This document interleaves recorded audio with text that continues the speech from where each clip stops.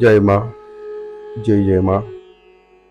श्री जीवन सूत्र अध्यात्म सत्संग के 78वें दिन के सत्संग में आप सबका स्वागत है। परमात्मा के मंगल विधान के प्रभाव से सबका मंगल हो, इस भाव से प्रभु की मंगलमयी कृपा सब पर बरस रही है। भगवान जब जीव को मनुष्य योनि देते हैं, उस मनुष्य योनि के साथ ही अधिकार दे देते हैं कि वह अपने जीवन में साधकता अपना करके परमात्मा को प्राप्त करे। साधक होना मनुष्य का अधिकार है, शेष सब मनुष्य के कर्तव्य है। अधिकारों की चर्चा करें तो मात्र एक ही अधिकार है मनुष्य का, और वह है कि वह साधक हो सकता है और साधक होकर के प्राप्त साधनों का सदुपयोग करके अपने साध्य अर्थात ईश्वर तक पहुंच सकता है, ईश्वर को पा सकता है, प्रभु को पा सकता है। बस हमारा अधिकार सिर्फ इतना ही है। इसके अलावा हमारे जीवन में जो कुछ है वो सब कर्तव्य है।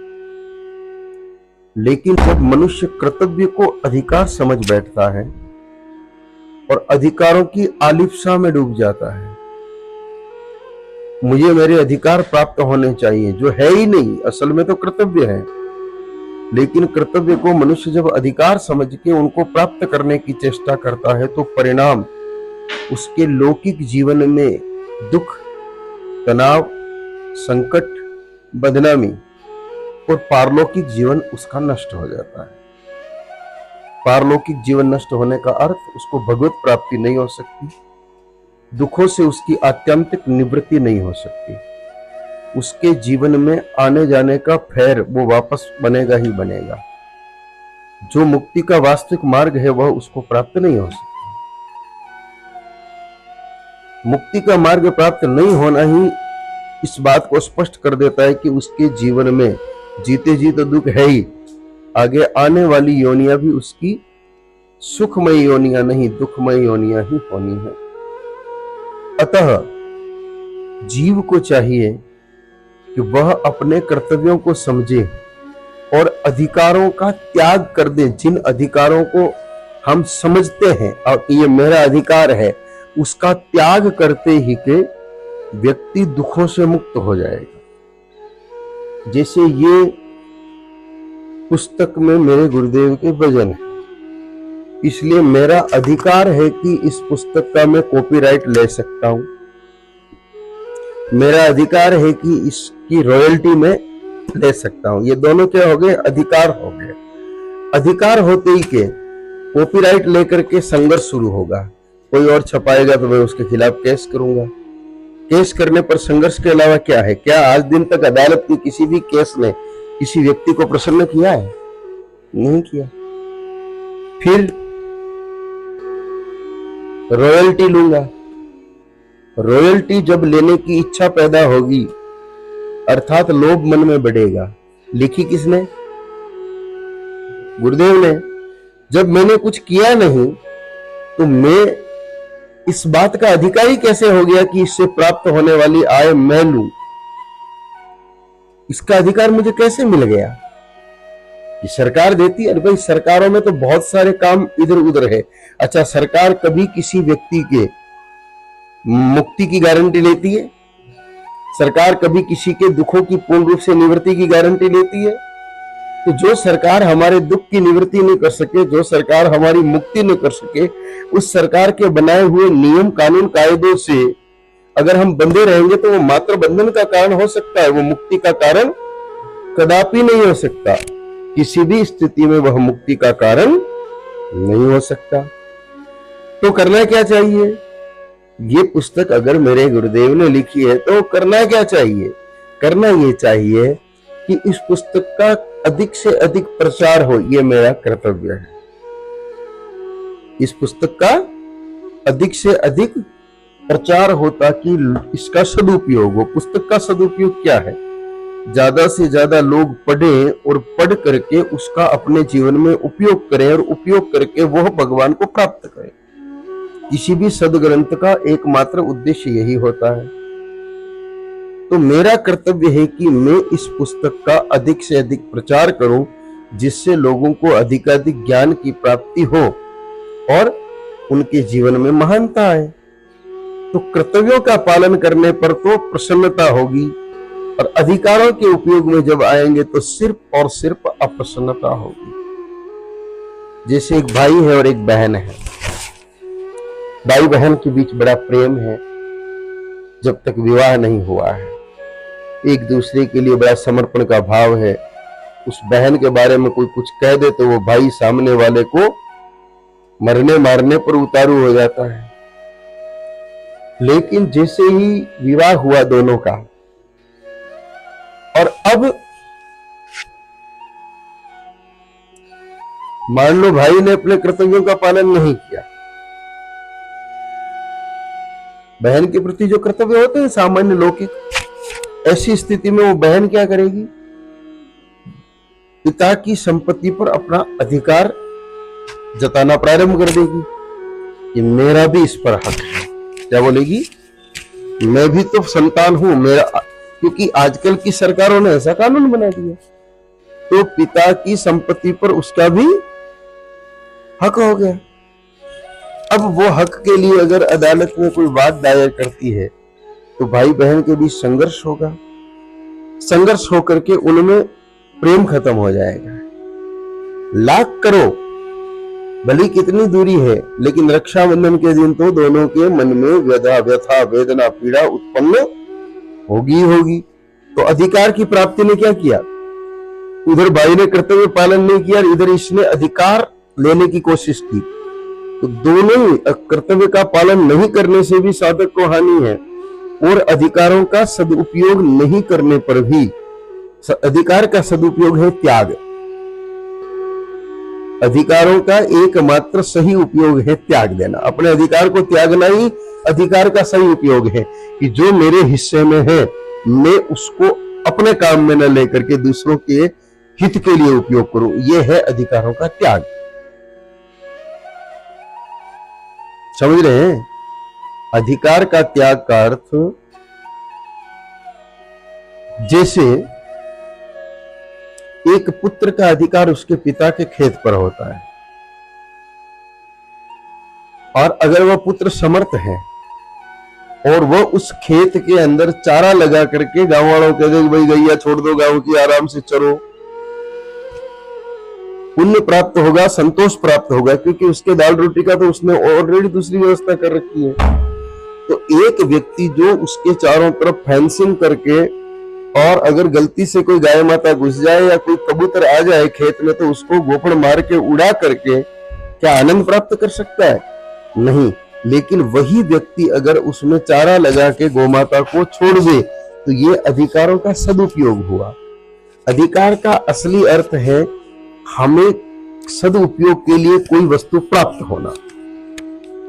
जो प्राप्त हुई है उतना ही हमारा अधिकार है। तो जब कोई चीज प्राप्त हुई है तो जीव को चाहिए कि वह उस वस्तु का दूसरों के कल्याण के लिए उपयोग करे। आज दिन तक जो साधु अलमस्त फकीर है, जिसने जो कुछ प्राप्त हुआ दूसरों को दे दिया, उस साधु के मुखमंडल पर जितनी प्रसन्नता आपको मिलेगी उतनी संग्रह करने वाले किसी अन्य के चेहरे पर नहीं मिलेगी।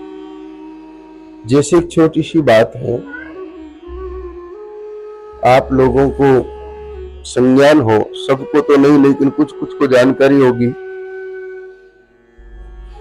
यात्रा में एक बजरंग बाबा नाम के संत आया करते थे, रोकड़िया हनुमान जी वाले। वो गांव गांव जाके घर घर जाके भिक्षा मांगते थे। किसी के भी घर में भोजन किया तो बदले में उनको 10, 20, 100, 50 रुपए देते थे लोग। वो सब पैसों को इकट्ठा करते और फिर कोई गौशाला आती तो वो सारा पैसा उस गौशाला में दे देते।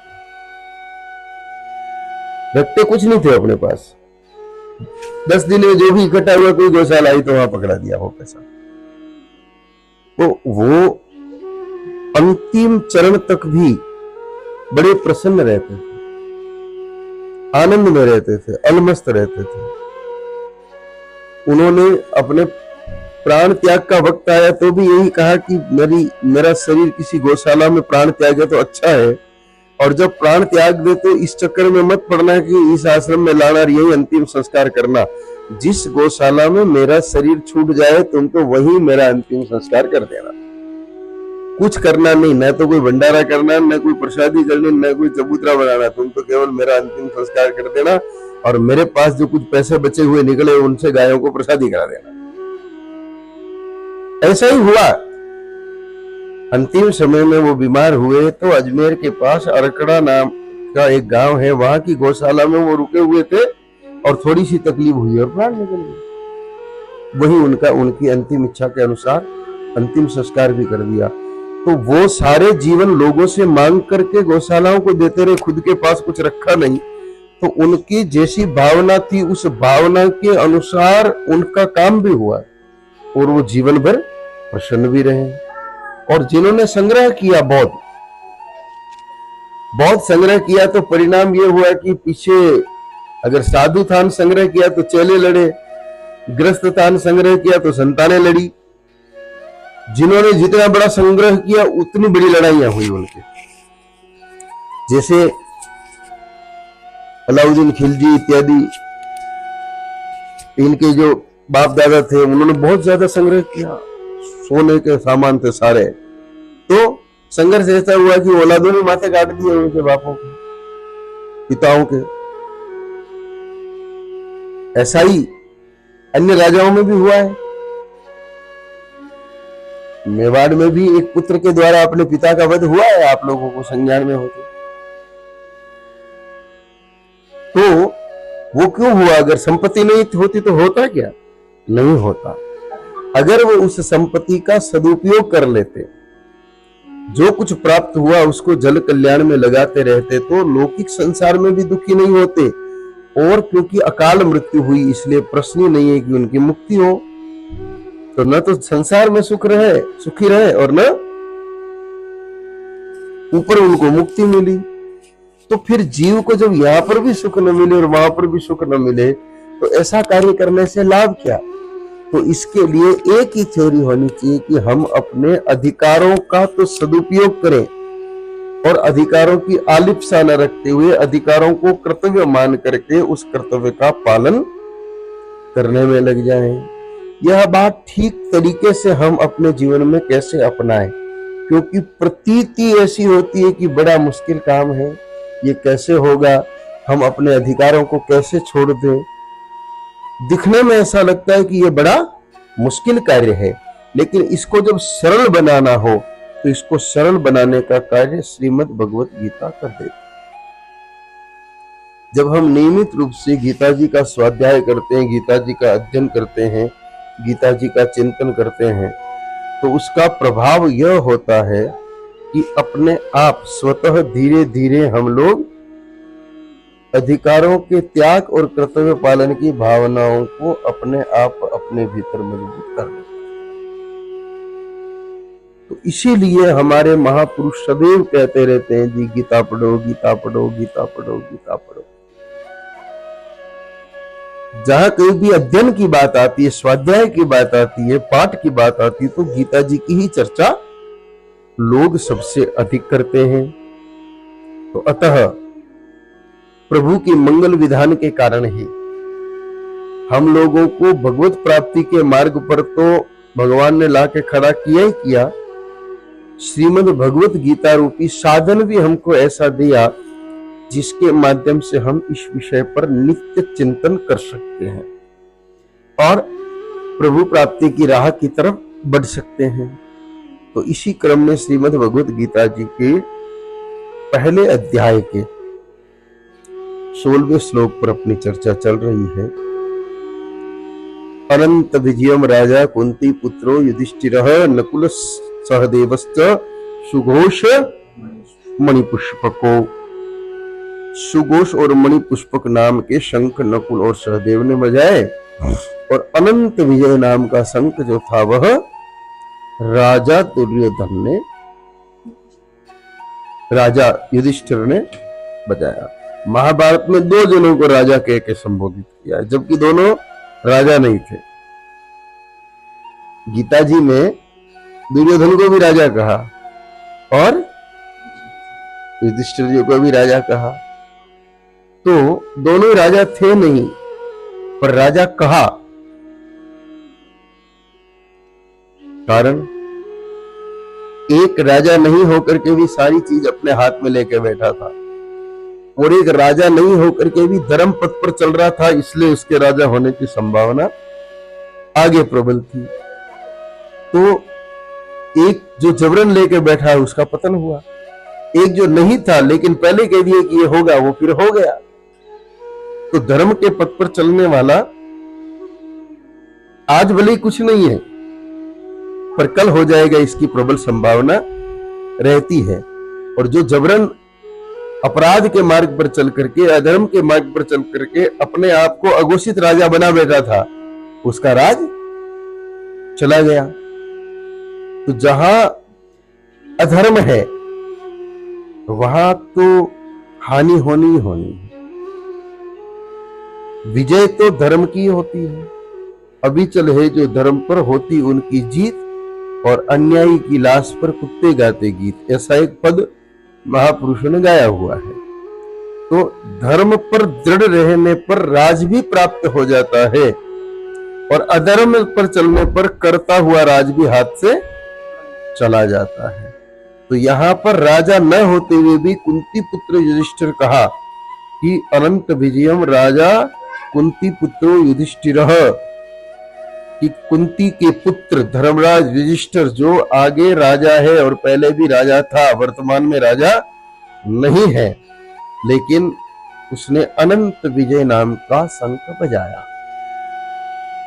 अनंत विजय का अर्थ पर चर्चा कर ली कि जहां पर एक बार प्राप्त कर लेने पर फिर दोबारा प्राप्त करने का काम नहीं रहे, वही अनंत विजय है। तो अनंत विजय प्राप्त करने के 3 आयुध, 3 हथियारों पर अपनी चर्चा हुई, जिसमें से 2 हथियारों पर बात हो गई थी। एक हथियार निष्काम कर्म योग, दूसरा आयुध निष्काम भक्ति, अचाह भक्ति, बिना किसी चाह के प्रभु की भक्ति। तीसरा जो साधन है वह है ज्ञान। तीसरा हथियार साधक का अपनी वास्तविक जीत को प्राप्त करने के लिए काम, क्रोध, लोभ, मोह, दंभ, अहंकार, अनाचार, व्यभिचार इत्यादि विभिन्न प्रकार के दुश्मनों को खत्म करने के लिए जो साधन है वो तीसरा और महत्वपूर्ण साधन, महत्वपूर्ण हथियार है ज्ञान।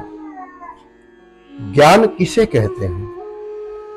कई बार हम सोचते हैं कि पुस्तकों में, किताबों में जो विभिन्न प्रकार की बातें लिखी हुई है वह ज्ञान है।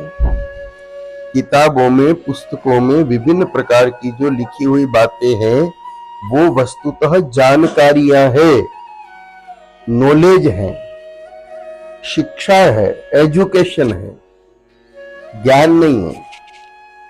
किताबों में लिखी हुई बातें जानकारियां है, नॉलेज है, शिक्षा है, एजुकेशन है, ज्ञान नहीं है। ज्ञान उसको कहते हैं जिसके माध्यम से हम अपने आप को जान लें। भाई एक आदमी ने MBBS की और वो कहे कि मैं ज्ञानी हो गया, अच्छा तुम क्या जान सकते हो कि मैं शरीर के अंदर जितने भी अंग हैं, लीवर, किडनी, पैनक्रियाज, जितने भी आंतें हैं, जितना भी नर्व हैं, जितनी भी हड्डियां हैं, इन सब के बारे में जानता हूं। अच्छा, तो इन सब को चलाने वाले के बारे में जानते हो?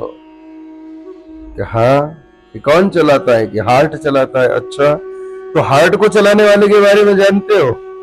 कि नहीं, उसके बारे में तो नहीं जानता हूं। तो फिर तो ज्ञान अधूरा हो गया। भाई तुम इन सब अंगों को जानते हो, अंगों को चलाने वाले हृदय को जानते हो, लेकिन हृदय को चलाने वाले को नहीं जानते हो। तो कभी भी हृदय बंद हो जाता है, तो तुम्हारे जानकारी होने से फायदा क्या हुआ? तुम अगर हृदय को भी चलाने वाले को जान लो तो बात बने। तो हृदय को जो चलाने वाला है वही मैं हूं। हृदय कब तक चलता है? जब तक शरीर में जीव रहता है। जीव निकलने आने के बाद हृदय का स्पंदन बंद हो जाता है। तो वो अंदर है, तब तक हृदय चल रहा है, तब तक शरीर चल रहा है, तब तक जीवन के लक्षण हैं। अर्थात इसको चलाने वाला कौन? जीव, जिसको आत्मा कह सकते हैं। शरीर को चला कौन रहा है? जीव चला रहा है, आत्मा चला रहा है। जब तक जीवात्मा शरीर के साथ जुड़ी हुई है तब तक शरीर बोल रहा है, चल रहा है, देख रहा है, खा रहा है, पी रहा है, गा रहा है, रो रहा है, हंस रहा है, सभी कार्य कर रहा है। जितने भी कार्य हैं शरीर के, जो भीतर हो रहे हैं, चाहे आंतरिक अंगों में, चाहे बाह्य कर्मेंद्रियों से हो रहे हैं, चाहे ज्ञानेंद्रियों से हो रहे हैं, वो सारे कार्य कब तक हो सकते हैं? जब तक इस शरीर में जीवात्मा मौजूद है। जीवात्मा नहीं रहेगी तो काम होने वाला नहीं है। तो यह जो जीवात्मा है, यह जीवात्मा क्या है, इसको जानना ही ज्ञान है।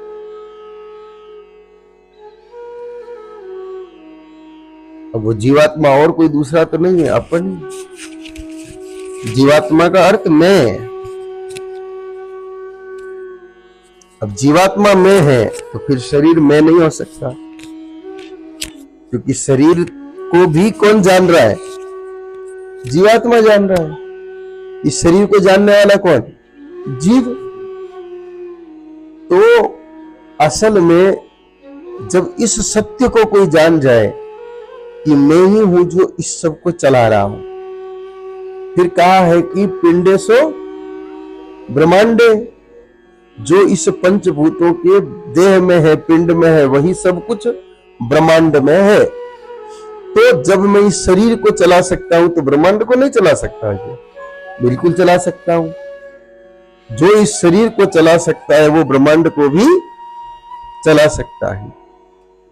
जो कार चला सकता है वो अगर ठीक से बात को समझ जाए तो ट्रक भी चला सकता है, क्योंकि वही गियर, वही स्टीयरिंग, वही ब्रेक, वही क्लच।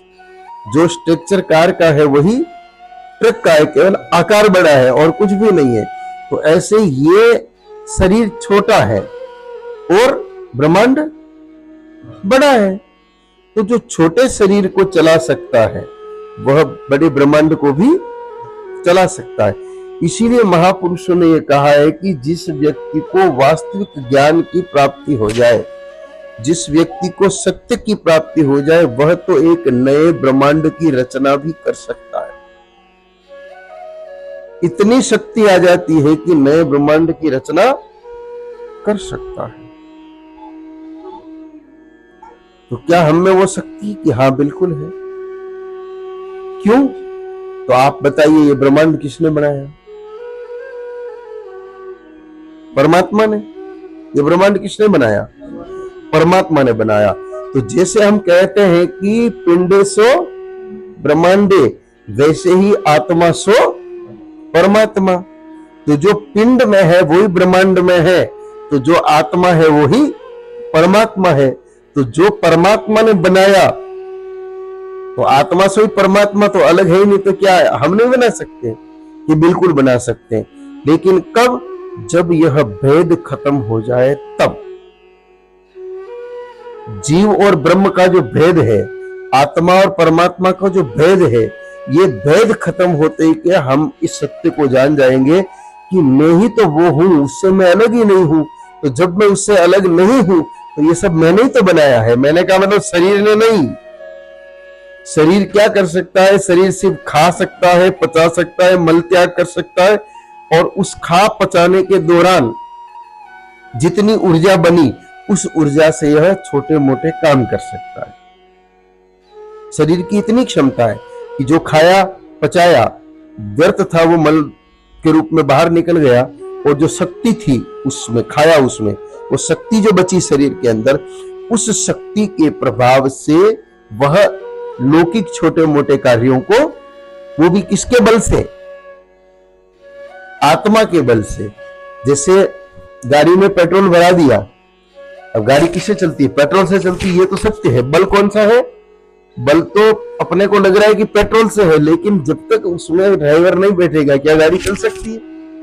भले वो एकदम नई गाड़ी है, बैटरी कंप्लीट है, पेट्रोल का टैंक फुल है, लेकिन जब तक वो बैठेगा नहीं चलाने वाला, तब तक वो गाड़ी चल सकती नहीं।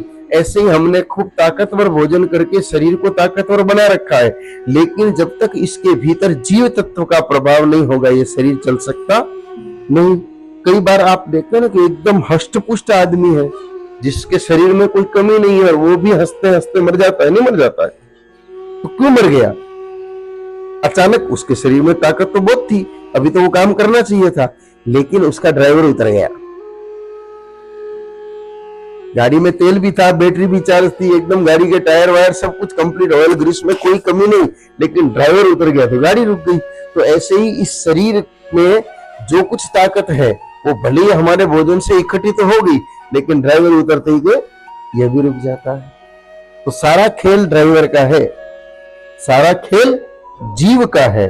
तो उस जीव की शक्तियों को समझने पर हमें अपनी वास्तविक शक्ति का बोध हो जाएगा, और वास्तविक शक्ति का बोध होने के बाद फिर हम इस संसार की सामान्य गतिविधियों को शरीर से तो होने देंगे, लेकिन मन हमारा उस विराट से ही मिल जाएगा, फिर अलग नहीं रहेगा।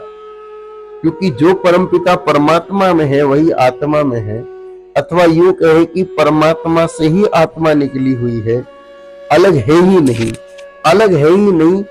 ये चीज पता चलने के बाद समझ लो कि भगवत प्राप्ति हो गई। जिस दिन हमें ये पता चल जाए,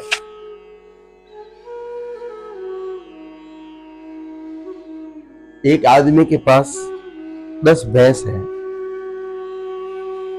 और एक खेत है। 10 भैंस है और एक खेत है। वो आदमी कहीं विदेश में काम करता है। वो गया तब उसको पता था कि मेरे खेत है, लेकिन भैंसे उसके पीछे घर वालों ने खरीदी। वो विदेश से लौट करके आया तो उसने देखा कि वो भैंसे खेत खा रही है। वो क्या करेगा उन भैंसों को?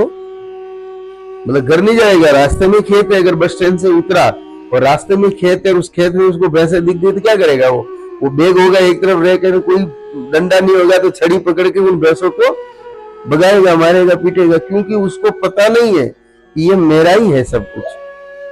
खेत भी मेरा है और भैंस भी मेरी है, ये उस व्यक्ति को पता नहीं है। तब तक वो भैंस को तो मेरा समझेगा, खेत को तो मेरा समझेगा, और भैंस को पराई समझ के उनको मारने के लिए दौड़ेगा, भगाने के लिए दौड़ेगा, क्रोध करेगा। इतने में उसकी धर्मपत्नी आ गई। अरे अरे, ये तो अपने खरीदी है, ये अपने ली, अभी लोन मिला तो ले ली। तो उसको समझ में यार नहीं, ये तो भैंसे अपनी, वो तो फटाक से जो वो कमाड़ी खोली थी ना बाहर निकालने के लिए, उसको बंद करेगा, जल्दी बंद करो, बाहर ना निकल जाए। क्योंकि उसको पता चल गया कि ये भैंसे मेरी है। मेरी होती कि उसका व्यवहार बदल गया भैंसों के प्रति।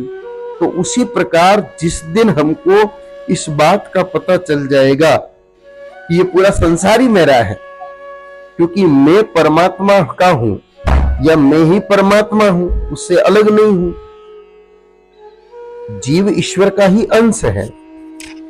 ईश्वर अंश जीव अविनाशी, जीव ईश्वर का ही अंश है। ये बात उसको अच्छी तरह पता चल जाए। कहने सुनने में तो अभी आपको पता चल रही है, हमें पता चल रही है, लेकिन व्यवहार में अच्छी तरह उतर जाए, जीवन में उत्तम तरीके से उतर जाए, तब वह पूरे संसार को अपना समझने लगता है। जब पूरे संसार को अपना समझने लगता है तो जो कुछ उसके पास है वो सब संसार के लिए उपयोग करना शुरू कर देता है, क्योंकि उसको कुछ पराया लगता ही नहीं है। और जब पराया नहीं लगता तो किसी के साथ उसका झगड़ा भी नहीं बचता है, न राग रहता है, न द्वेष रहता है। 5 बेटे एक आदमी के और 5 बेटे उसके भाई के हैं। अगर 10 बेटे हैं तो उसको 5 अपने लगेंगे तो उनसे तो प्रेम होगा, और सोचता है कि ये इसके भी 5 नहीं होते तो इसकी जमीन भी मेरे नाम आ जाती, तो वो उन 5 से क्या रखेगा? द्वेष रखेगा, बैर रखेगा। अलग अलग है जब तक तो राग भी है और द्वेष भी है, मोह भी और बैर भी है।